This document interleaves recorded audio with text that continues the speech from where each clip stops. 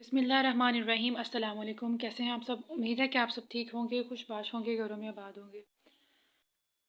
آج کی ہماری ویڈیو جیسے کہ آپ کو تھمبنیل سے پتہ چل گیا ہے کہ اقبال اور وطنیت کے بارے میں ہے۔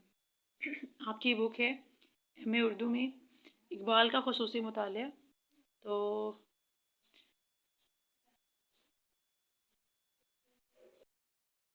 کوئی بھی کوشچن اگر آپ کو آتا ہے اقبال اور وطنیت سے ریلیٹڈ، اقبال کا نظریہ وطن سے ریلیٹڈ، اقبال کے بدلتے نظریات وطن کو لے کر، یا ان کے ادوار میں ان کا نظریہ جو وطن ہے وہ کس طرح چینج ہوتا رہا ہے، اس سے ریلیٹڈ کوئی بھی کوشچن آتا ہے تو آپ اس کوشچن کو لکھ سکتے ہیں۔ اقبال کی ابتدائی نظموں سے ان کے ایک محب وطن شاعر ہونے کا پتہ چلتا ہے۔ ہر انسان کی طرح انہیں بھی اپنے وطن ہندوستان سے گہری محبت تھی، چنانچہ ان کی بعض نظمیں مثلاً تصویر درد، ترانہ ہندی، نیا شعلہ اور ہندوستانی بچوں کا گیت وغیرہ وطن پرستی کے بہت نفیس جذبات سے بھری پڑی ہیں۔ بقول مولانا صلاح الدین احمد، جب ہم اقبال کی ابتدائی شاعری کا جائزہ لیتے ہیں تو قدرت اور عورت کے حسن کی پرستش کے بعد جو جذبہ ہمیں سب سے زیادہ یا سب سے پہلے نظر آتا ہے وہ وطن کی پرستش ہے۔ اقبال کی وطن پرستی، وطن دوستی کا اس سے بڑا ثبوت اور کیا ہوگا کہ ان کے اولین اردو شعری مجموعے بانگ درا کا آغاز ہی ایک ایسی نظم سے ہوتا ہے جو وطن پرستی کے بلند پایہ جذبات سے بھرپور ہے۔ ہمالیہ کا یہ شعر ملاحظہ ہو، جب آپ نے کسی شعر کا ایک مصرع لکھنا ہو تو اس کے لیے آپ علامت مصرع لکھیں گے جو کہ آئین ہے۔ چومتا ہے تیری پیشانی کو جھک کر آسماں، اور اسی نظم کا ایک اور شعر ہے، رلاتا ہے تیرا نظارہ اے ہندوستاں مجھ کو، کہ عبرت خیز ہے تیرا افسانہ سب فسانوں میں۔ اقبال کی وطنی محبت کا اظہار ان نظموں میں خاص طور پر نمایاں ہے جو ان کے قیام یورپ سے پہلے ہندوستان میں لکھی گئیں۔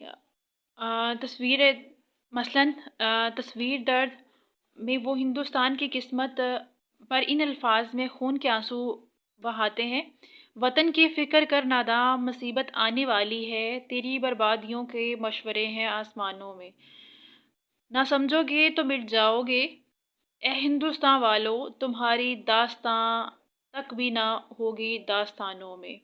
اور ترانہ ہندی میں ان الفاظ میں اپنے وطن سے گہرے لگاؤ کا اظہار کرتے ہیں۔ یہ نظم عوام میں بہت مقبول ہوئی، ہندوستان کے بچے بچے کی زبان پر، اور آج بھی جدید میڈیا پر سننے کو ملتی ہے۔ سارے جہاں سے اچھا ہندوستان ہمارا، ہم بلبلیں ہیں اس کی، یہ گلستان ہمارا۔ ہندوستانی بچوں کا گیت، یہ ایک ایسی نظم ہے جس کے لفظ سے شاعر کے وطن پرستانہ جذبات کا اظہار ہوتا ہے۔ اردو شاعری میں بہت کم ایسی نظمیں لکھی گئی جن میں وطن سے محبت لگاؤ کا اظہار کیا گیا ہو۔ یہ نظم بچوں کا قومی گیت ہی نہیں بلکہ ایک ایسا دلکش ترانہ ہے جس میں اقبال کے وطن دوستی اپنے نقطہ عروج پر نظر آتی ہے۔ پوری نظم کے بدن میں اقبال کی وطن سے محبت ایک برقی روح کی طرح دوڑتی ہوئی محسوس ہوتی ہے۔ نظم کے چند اشعار ملاحظہ کریں۔ یونانیوں کو جس نے حیراں کر دیا تھا، سارے جہاں کو جس نے علم و ہنر دیا تھا، مٹی کو جس نے حق نظر کا اثر دیا تھا، ترکیوں کو جس نے دامن ہیروں سے بھر دیا تھا۔ میرا وطن وہی ہے، میرا وطن وہی ہے۔ اقبال نے اپنے وطن کو جس انداز سے خراج تحسین پیش کیا ہے، اس کی شاید ہی کہیں اردو میں مثال مل سکے۔ اقبال نے اپنے نظم نیا شعلہ، خاک وطن کا مجھ کو ہر ذرہ دیوتا ہے، یہ اس کا مصرع ہے نیا شعلہ کا، کہہ کر اپنی وطن پرستی کی انتہا کر دی۔ اس سے بڑھ کر کوئی شاعر اور کیا کہہ سکتا ہے کہ وہ وطن کے ذرے ذرے کا پجاری ہے۔ وطنیت کے سیاسی تصور کی مخالفت، یہ نیکسٹ ہیڈنگ ہے کہ کس طرح انہوں نے وطن کے سیاسی تصور کی مخالفت کی ہے۔ اقبال نے مارچ 1938 میں ایک مضمون لکھا تھا جس میں تفصیل کے ساتھ انہوں نے وطنیت کے مسئلے پر بحث کی۔ اور یہ بھی بتایا تھا کہ وہ کس قسم کی وطنیت کے مخالفت ہیں۔ میں نظریہ وطنیت کی تردید اس زمانے سے کر رہا ہوں جبکہ دنیائے اسلام اور ہندوستان میں اس نظریے کا کچھ ایسا چرچا بھی نہ تھا۔ مجھ کو یورپی مصنفوں کے تحریروں سے ابتدا ہی سے یہ بات اچھی طرح معلوم ہو گئی تھی کہ یورپ کی ملوکانہ اغراض اس امر کی متقاضی ہے کہ اسلام کی وحدت دینی کو پارا پارا کرنے کے لیے اس سے بہتر کوئی حربہ نہیں کہ اسلامی ممالک میں فرنگی نظریہ وطنیت کی اشاعت کی جائے۔ چنانچہ ان لوگوں کی یہ تدبیر جنگ عظیم میں کامیاب ہو گئی اور اس کی انتہا یہ ہے کہ ہندوستان میں اب اس کے بعض دینی پیشوا بھی اس کے حامی نظر آتے ہیں، اور اگر بعض مسلمان اس فریب میں مبتلا ہیں کہ دین اور وطن بحیثیت ایک سیاسی تصور کے یکجا رہ سکتے ہیں، تو میں مسلمانوں کو بروقت انتباہ کرتا ہوں کہ اس راہ کا آخری مرحلہ اول تو لادینی ہوگی، اور اگر لادینی نہیں تو اسلام محض ایک اخلاقی نظریہ سمجھ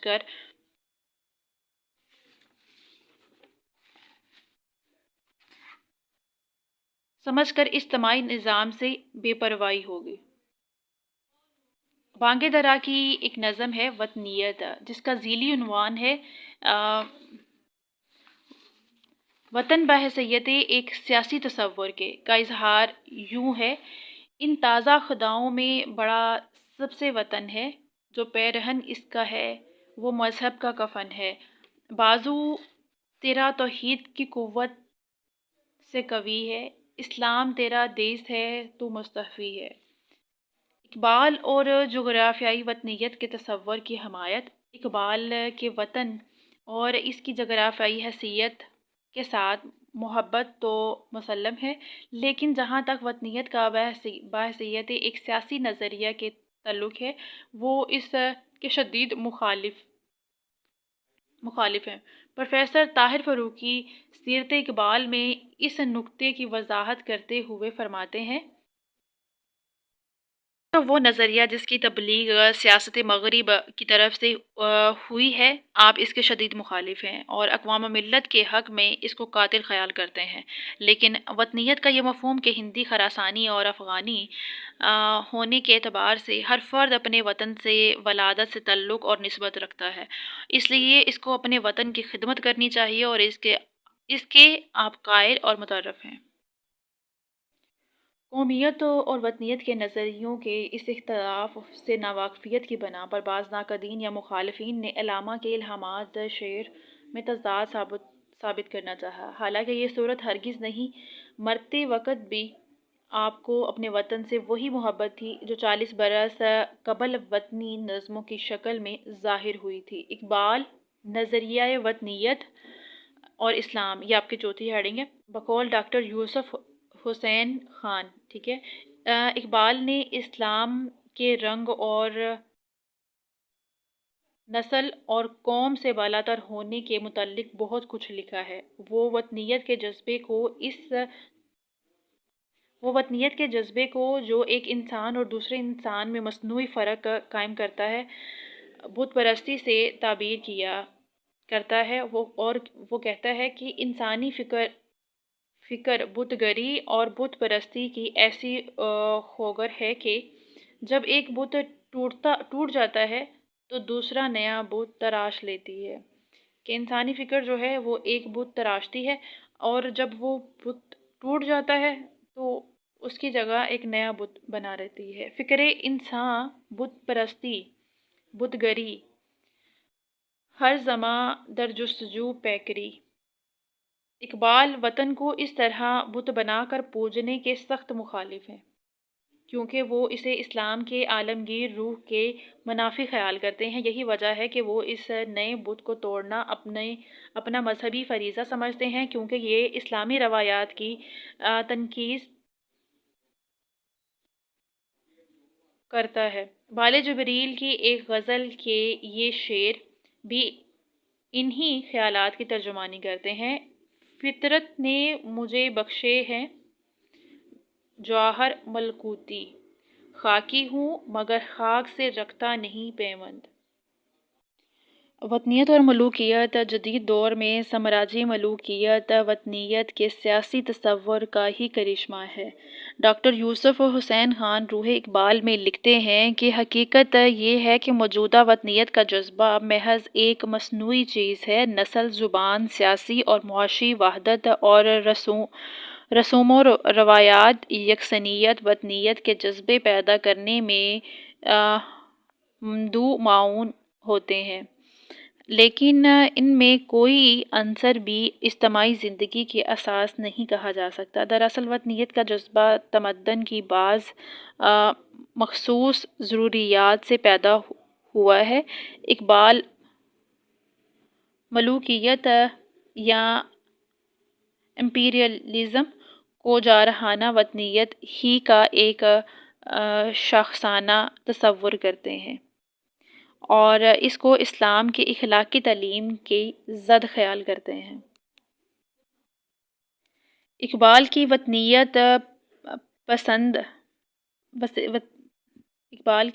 وطنیت پسند ہندوستانی رہنماؤں پر تنقید، یہ آپ کی چھٹی ہیڈنگ ہوگی۔ اقبال وطن کی محبت میں کسی شخص سے پیچھے نہیں ہے۔ اقبال کی وطنیت پسند ہندوستانی رہنماؤں پر تنقید۔ اقبال وطن کی محبت میں کسی شخص سے پیچھے نہیں ہے، لیکن وہ اس وطنیت سے بیزار ہیں جو ایک مستقل نظریہ حیات ہے اور جس کی تبلیغ سب سے پہلے مغربی دنیا میں مخصوص اغراض اور مقاصد کے تحت ایک منظم شکل میں ہوئی۔ بعض ہندوستانی رہنماؤں مثلاً ابوالکلام آزاد، حسین حمدانی وغیرہ نے بھی اہل مغرب کی دیکھا دیکھی اس نظریے کو اپنا لیا۔ اقبال نے ایسے رہنماؤں پر کڑی نکتہ چینی کی اور انہیں اسلام کی حقیقی روح سے بیگانہ قرار دیا۔ غرض کہ اقبال نے ایسی تمام تحریکوں اور نظریوں کی مخالفت کی ہے جو عالمگیر اسلامی اخوت کے راستوں کا پتھر ثابت ہوتے ہیں۔ ہیڈنگ ہے 7ویں ہیڈنگ، قوم اور ملت۔ اقبال نے قوم اور ملت کو مترادف الفاظ کے طور پر استعمال کرتے ہیں اور مسلمان قوم سے ان کی مراد ہمیشہ ملت اسلامیہ ہوتی ہے۔ وہ خود کہتے ہیں کہ میں نے یہ لفظ ملت قوم کے معنی میں استعمال کیا ہے۔ اس میں کوئی شک نہیں کہ عربی میں یہ لفظ بالخصوص قرآن مجید میں شروع اور دین کے معنی میں استعمال ہوا ہے۔ ملت قوم کے معنی میں مستعمل ہے۔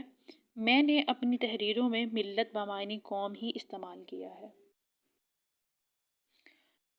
جہاں تک وحدت مذہب کا تعلق ہے، اسلام ملت کی اساس ہے اور اسلام کا سب سے بڑا اور بنیادی اصول توحید خدا کی ملی وحدت کا ضامن ہے اور اس کا دوسرا رکن جو ہے وہ رسالت ہے، اور یہی دونوں اساس ملت ہیں اور نہ کہ وطن جو جنگ اور ملک گیری کی ہوس پیدا کرتا ہے۔ اب سوال پیدا ہوتا ہے کہ آخر اس ملت کا وطن کہاں ہے؟ تو اس کا جواب وہ حدیث ہے کہ ساری روئے زمین میری مسجد ہے، ہر ملک ماسد، کم ملک خدائے ماسد۔ اور چین و عرب ہمارا، ہندوستاں ہمارا، مسلم ہیں ہم، وطن ہے سارا جہاں ہمارا۔